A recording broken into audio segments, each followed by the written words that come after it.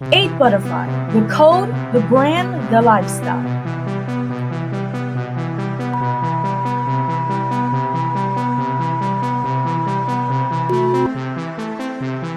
Cypher here with another share. Now, in this video today, I want to talk about the individual path and the importance of the individual path.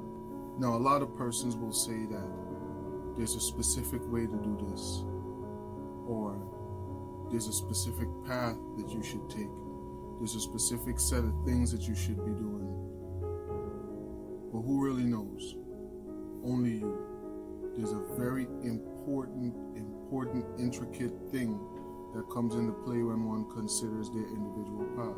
Because let's consider the universe in itself. All is mind, and the universe is mental. So what's the foundation of the universe? Thought is the foundation of the universe, right? Thought being the foundation of the universe. Now, let's contemplate on that. How does your thought originate? Your thought originates from your desire. Your thought originates from the will that you have to move in the directions to your desire. That being the case, your individual path is very important and is something that directs the way that your whole world is constructed. And if it's so intricate and it's pretty much controlled by your individual desire and your will to work towards those desires, then how important is you now tapping in? How important is it for you to now tap in to those individual thoughts, to your own individual path?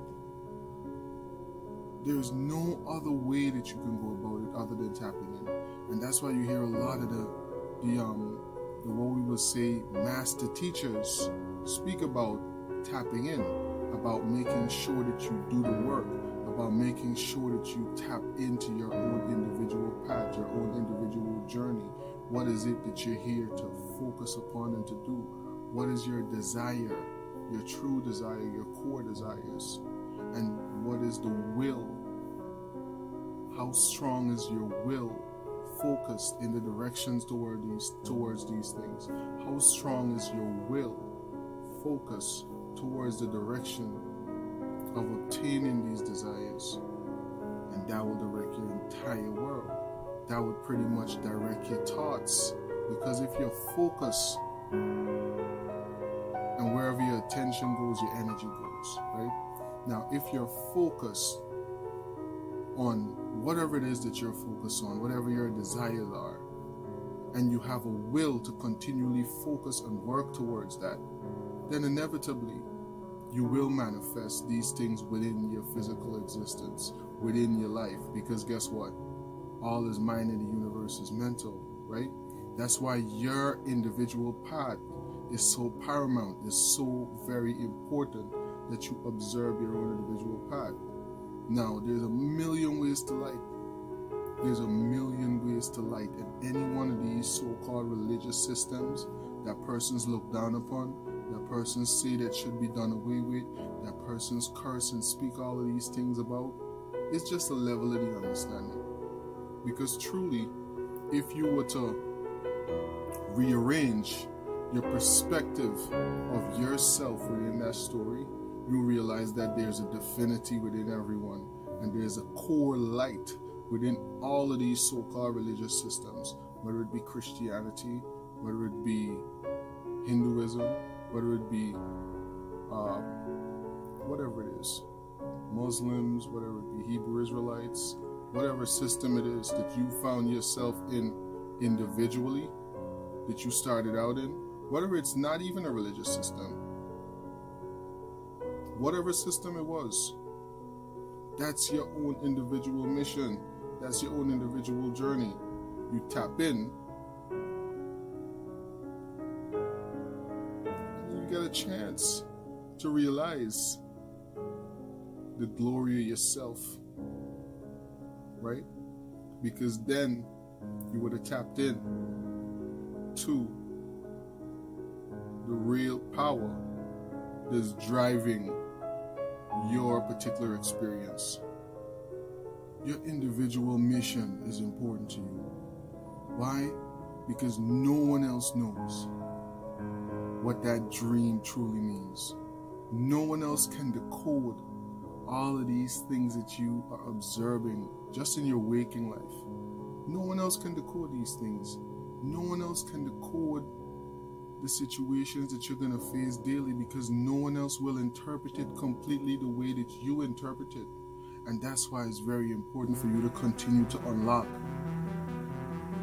the cranks, the chains, the pathways within the mind, so that you can completely understand the things as it occurs within front of you, so that you could completely embrace situations. You see what I'm saying? Regardless of however you interact with the situation is what it is, and you will get whatever it is that your level of understanding allows you to gain from that particular situation at that time. So that's why the individual path is so important, because remember, we're all on this individual journey. Even though we might sometimes have a collective experience, it's an individual journey that we all are on, right? Because individually we all understand the situation from our own particular point of view.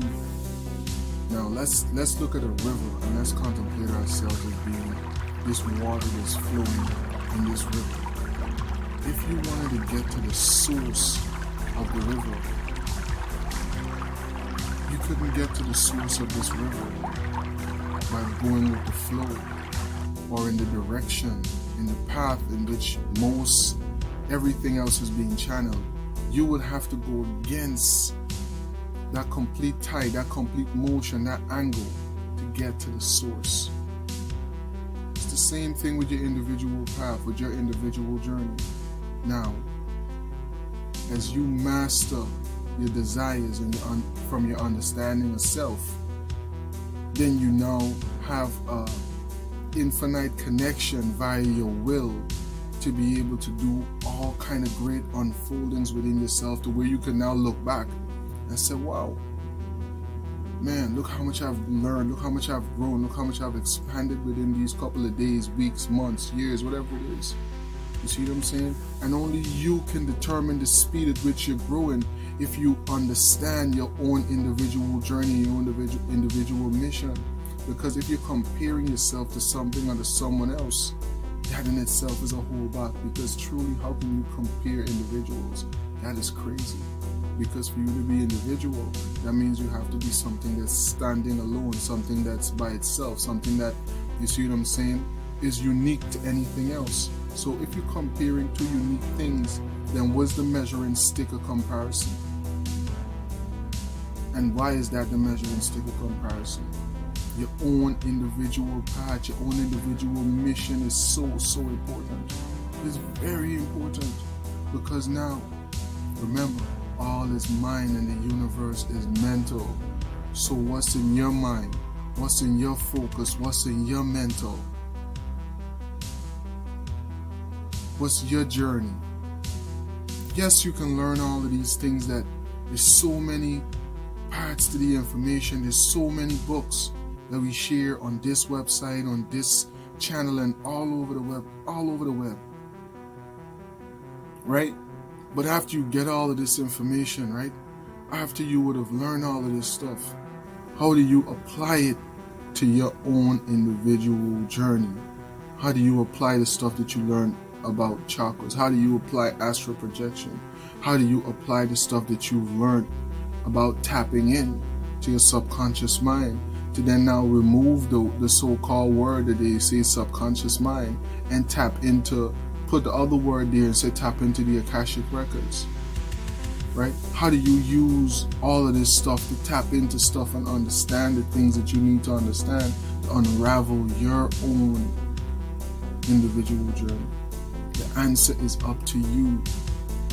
It's up to you, and you only start to really unravel this stuff when you start to realize that it's all up to you on your individual journey.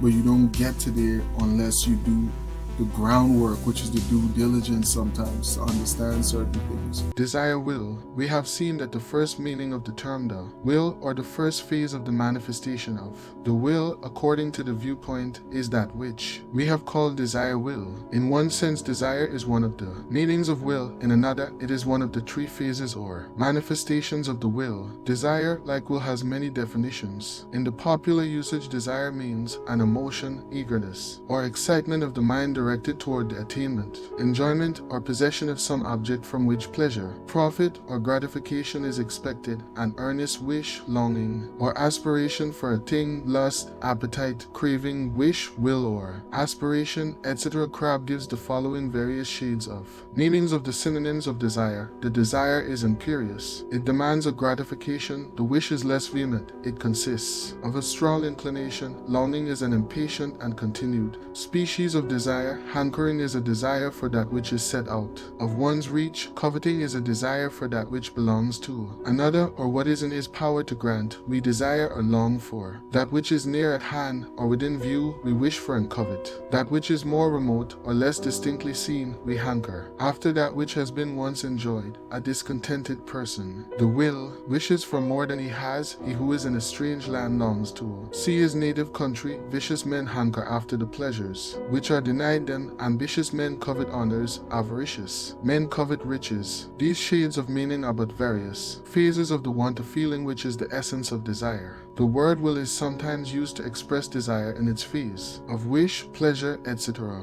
It being said that he wills to do or have a thing in the sense of he wishes to have or do the thing, or in the sense that it pleases him to have or do the thing. Likewise, a very strong desire is often called will, probably because of its intensity and because the action of the will follows so closely upon the desire that the two seem to blend and become one. To outward appearances, there is indeed very little distinction between a strong, ardent, active desire and the manifestation of the will, because the latter flows out in response to the former and seems to be a part of it rather than a resulting effect. It is often said of a person that he has had his will, meaning he has gratified his desire or want to, but a close analysis will always distinguish the two phases of desire will and action will in all manifestations of will, even if the intermediate phase or decisive will be not apparent. There must be always a want-to, conscious, subconscious, or superconscious before there is the response of action.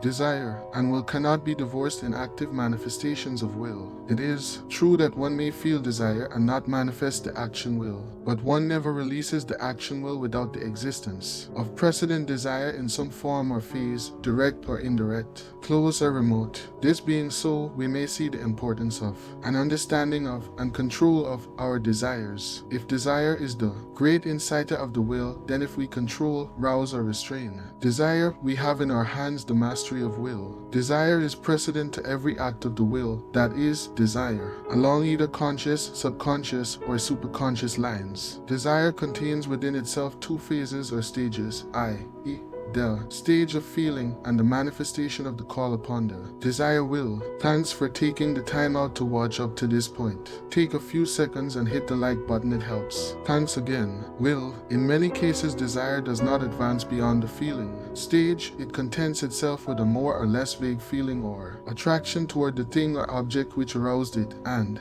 it manifests little or no call upon the will. In other cases, the feeling excited blazes up so fiercely that the second phase, the phase of calling upon the will to respond and bring about gratification and accomplishment, is vigorously manifested. This feeling, of course, is in the direction of the attainment, enjoyment, or possession of some object from which pleasure, profit, or gratification is expected, or else the reverse phase of escape from, getting rid of, or striving away from some object thought to be the possible, probable, or existing source of pain, discomfort, or dissatisfaction. There must always be an object precedent to this feeling stage of desire, that is, either an object calling forth the want of possession, act, or attainment, or else an object from which one wishes to escape.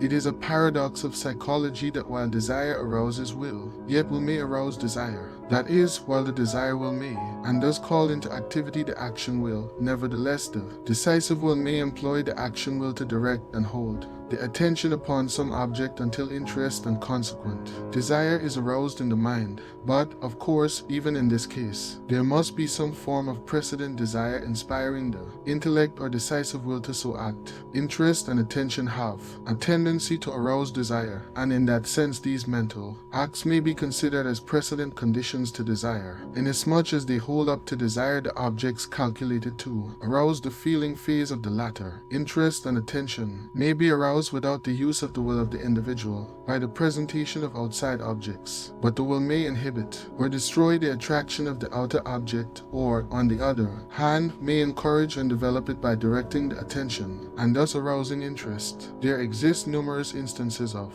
this action and reaction in the phenomena of will. To the same experience. Yeah, I don't even know if I can handle it for y'all.